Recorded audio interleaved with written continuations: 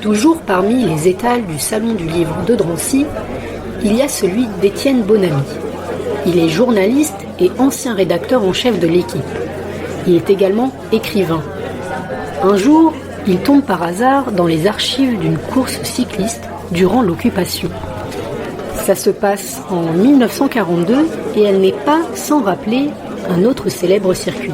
Le Tour de France n'existe plus et en 1942, le gouvernement de Vichy, donc le gouvernement de la collaboration, mais aussi l'occupant nazi, voulait par propagande relancer beaucoup de choses de sport en France, et notamment le vélo qui était très populaire, puisqu'il y avait encore des courses cyclistes d'un jour, et notamment au Veldiv.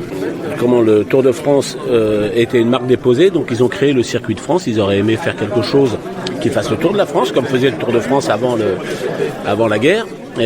Sauf qu'on est à une époque où il n'y a ni les moyens, il y a bien les coureurs, mais il n'y a pas les moyens, il n'y a pas la logistique, et évidemment d'autres priorités pour la population, même si certains sportifs de haut niveau avaient encore un petit statut, puisqu'ils faisaient des courses, mais d'un jour. Et refaire le Tour de France, ça voulait dire, aux yeux de l'occupant et aux yeux, voilà, on va faire un truc comme avant. Vous voyez, le Tour démarre, même le Tour de France redémarre.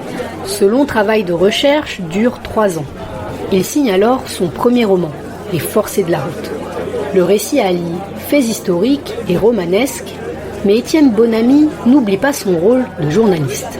J'ai rencontré notamment le dernier survivant, qui était Émile Idé, qui est décédé fin 2024, pour qu'il me raconte un peu ce qui s'était passé. Puis j'ai fait l'enquête, je suis retourné sur les lieux, au Mans, à Poitiers, à Clermont-Ferrand, à Saint-Étienne, à Dijon, j'ai fait mon petit tour de France pour retrouver des documents, retrouver les journaux qui me parlent ça. De tout ça, j'ai fait le récit comme si j'avais été un journaliste de l'époque qui le racontait. Ça m'a permis, moi journaliste, de voir ce qu'écrivaient les journalistes de l'époque et de montrer comment, finalement, le sport est souvent utilisé comme outil de propagande, et encore aujourd'hui. C'est un grand dénominateur commun. Vous allez au stade de football, on ne vous demande pas si vous êtes quelqu'un de gauche, de droite, on ne vous demande pas si vous êtes pour le président de la République ou contre. Vous êtes derrière une équipe. Le nationalisme, il est souvent derrière le sport, parce qu'on est derrière le drapeau, parce qu'on est derrière son club, on est derrière son champion.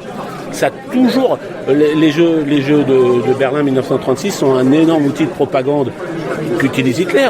La Coupe du Monde 1978 de football, la dictature argentine s'en sert aussi.